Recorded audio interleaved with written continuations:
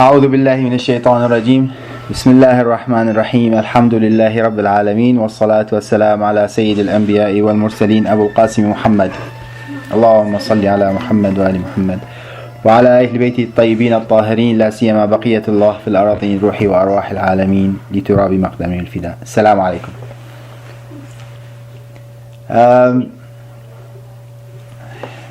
The subject started as knowing Allah through the 50 words. Inshallah, through the discussion you'll understand why we called it the 50 words and how we will know Allah inshallah subhanahu wa ta'ala from that. I would like to start first, and probably now you are sort of used to how I do things. So we start with this Hassan, and this is this gentleman Hassan. He visited a new place, and in this new city he found everybody so happy. They are working and they are all in good health and really enjoying their life.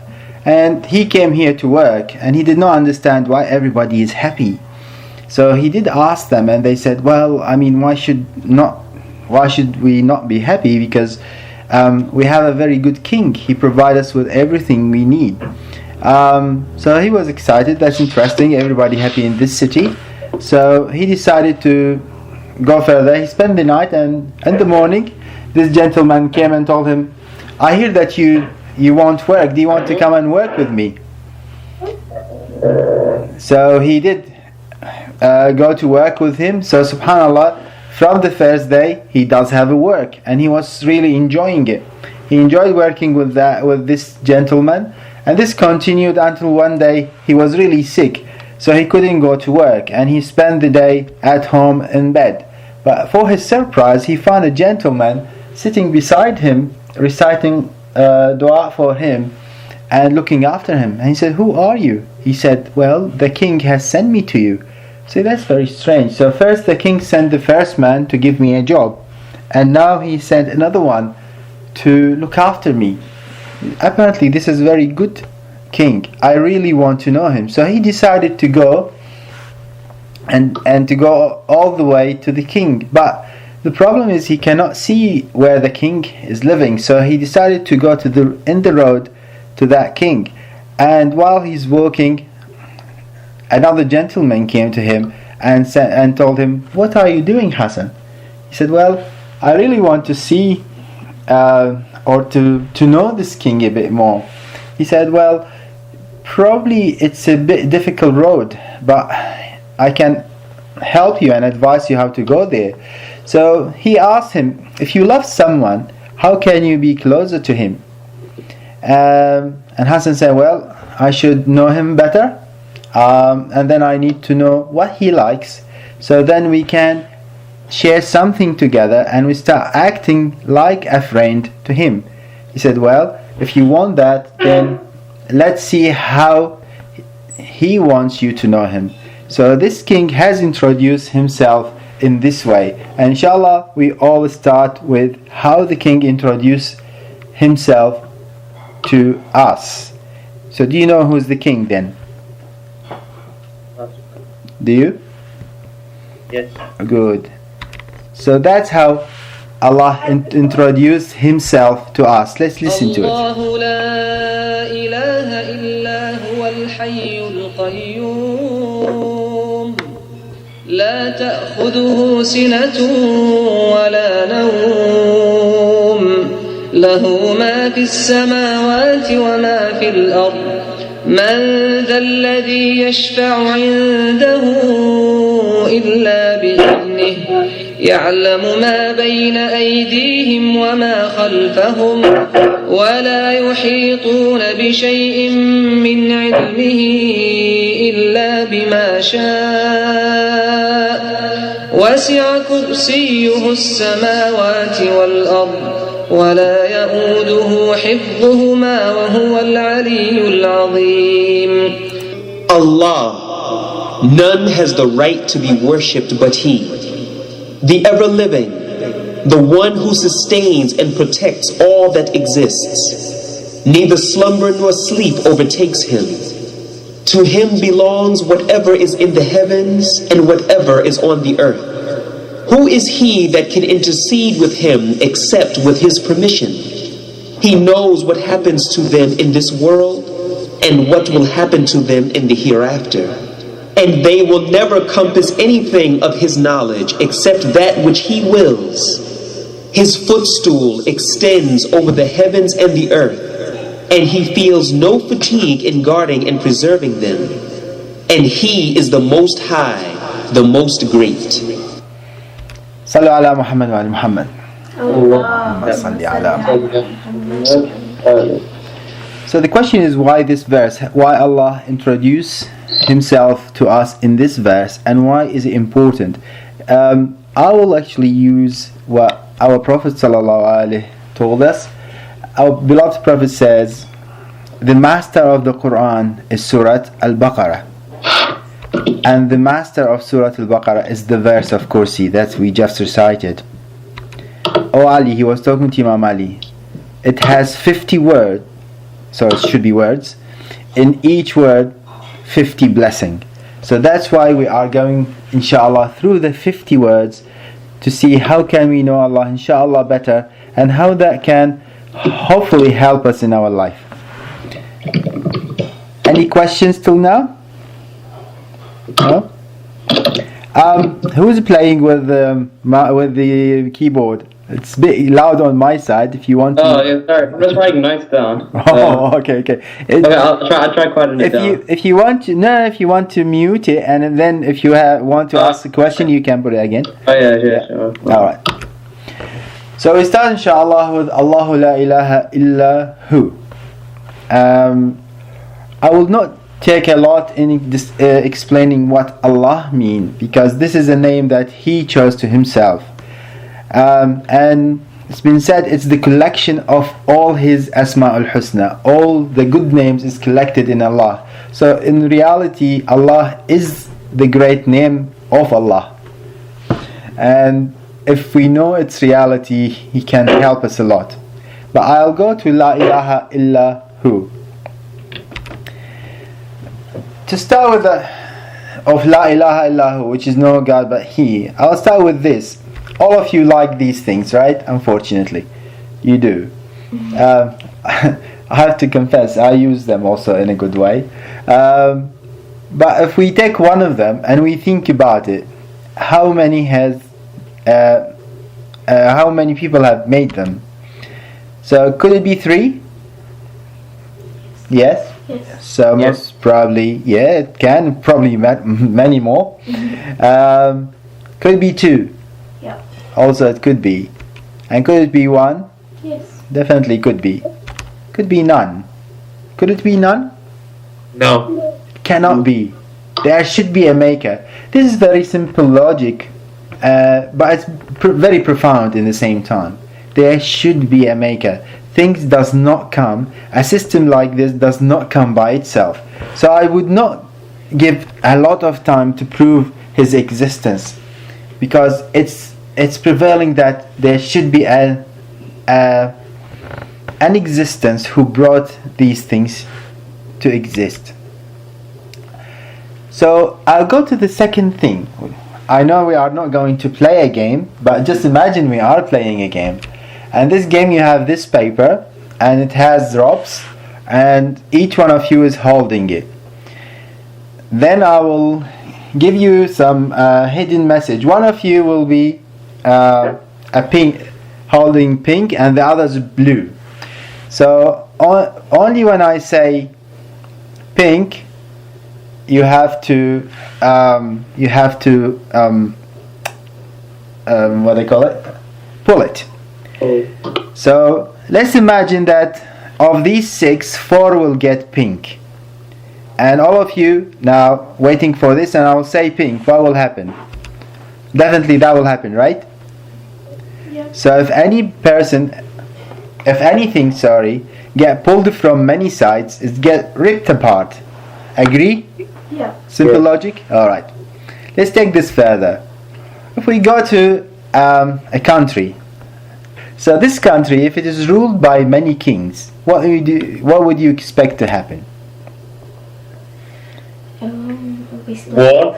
Whoa, excellent.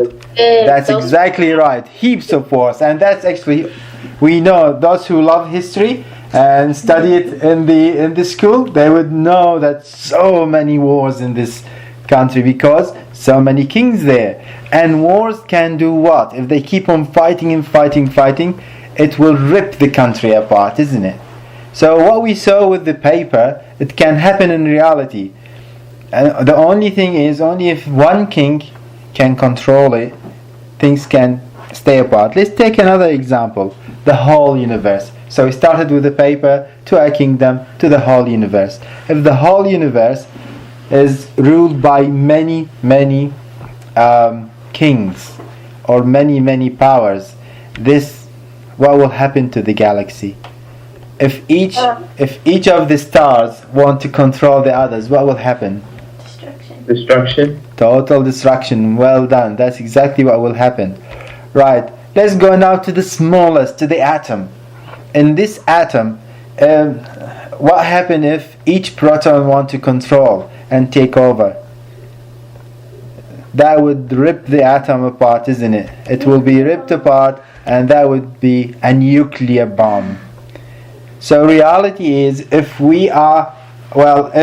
anything get controlled by many things, we'll change to a nuclear bomb. The last thing we want to be. So now let's apply it on ourselves. The human being. What happened to the human being if get controlled by many kings? And the question is, what kings controlling us?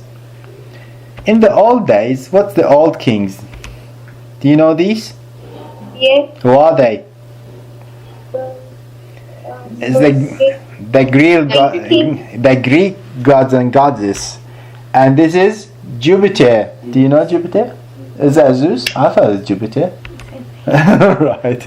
So these are the old. So they used to give the powers to kings. Now, what are the new kings? Think about it. The new kings that control the human being. Could that be a king? No. Why? Yes, it can. It can control a lot, isn't it? We love to go to eat outside. We spend lots of time in doing this, in serving this particular king. The brain control the mind. I think the stomach is controlling the mind, isn't it? Can you see a stomach there? This is a stomach. Yeah. Yeah. That's one. You say that these are new kings, but these kings have been around for a long time. That's well done. That's very right. But because nowadays we think that, especially in the civilized country where they think now they are out of God's always there in this particular type. So what I'm saying by new is new to our understanding, but as you rightly said, they are not new at all. What about the anger? Very controlling. Anger's not new. If the people got angry in the street. Actually, if you are angry, you're totally out of control. Your anger is controlling you. So that's another king. What about this? This is definitely a king. I'm not going to... this can actually change many things in our life, unfortunately. What about this one? Leadership and fame. Yes. Yeah, that's... Many people fight for it, isn't it? Even those who are really pious and they don't look for eating or anything like that, they do fight just to be famous. And too much power? Say that again. Nothing. Sorry, I couldn't hear you. So all this actually controlled by the biggest of king. That's this. I love me. Me is the big king. And this is really my God, isn't it? The one which, if I don't control it well, it controls me. It's not controls me, it's the one which make me move, unfortunately. It's my ego. And that's how much I love myself and to do things. So I have to be worried. And all these are not real king. That's an illusion king. The real king is only this. who should control them all, inshallah. So, what happens if we have more than one God in ourselves? Conflict. We will be ripped apart. Well, I've just shown you that the paper, a kingdom, the galaxy, the universe, and an atom, all of them, if they get controlled by many people, or by many powers, or by many gods, they get ripped apart.